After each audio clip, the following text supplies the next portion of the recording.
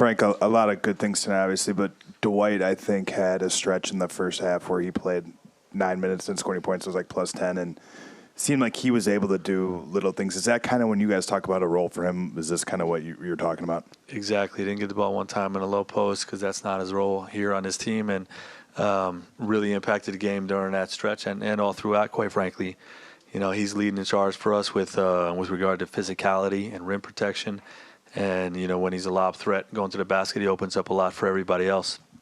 So, he's been good all through the preseason, and, tonight he was great and a big part of the win. Frank, how did you come to the decision to make the change to the lineup going into the second half? And what was the discussion or conversation that led to that? And then what did you think of the impact you got? Well, we were shooting 34% offensively, and, Rudy is a problem. For any offense going against their defense. If you have another center out there where it is rolling to the basket, he can kind of play center field and clock things up. So Anthony and I talked about it. He was all for it, and he wanted to do it. And then, obviously, offensively, it felt like LeBron was being asked to do too much. So, putting another small in there, and Alex Caruso, who we asked to stay ready and be available. He did a great job staying ready. So, both shifts in the lineup gave us a little bit of a burst offensively, and we didn't lose anything defensively. Was that a Rudy-specific adjustment, or is that something that you?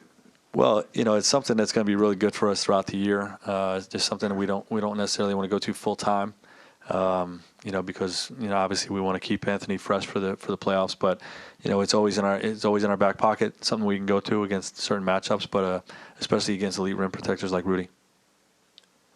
Hey Frank, a really efficient night from LeBron. Does part of that with the spacing also give him more room in the lane? Just if you're going with that AD at the 5? Yeah, I mean he just was locked in and had a really good night in both halves, but in particular in the second half. When he's able to post and Rudy's being pulled away from the basket with Anthony, things really open up, and then they have to bring help from the low side, and then three-point shooters open up. You saw Troy Daniels get going, and so space helps everybody. But he had a terrific night. Frank, staying on LeBron, I mean, he was just in attack mode. If it was Ingles on him in the block, if it was O'Neal, did you see an adjustment in his approach to tonight versus game one? No, I mean, I think he posted a lot in game one too, but probably a little bit more now, when we were playing with the space that we were playing with, recognizing the matchups that he had, and, probably a little bit more so tonight than game one.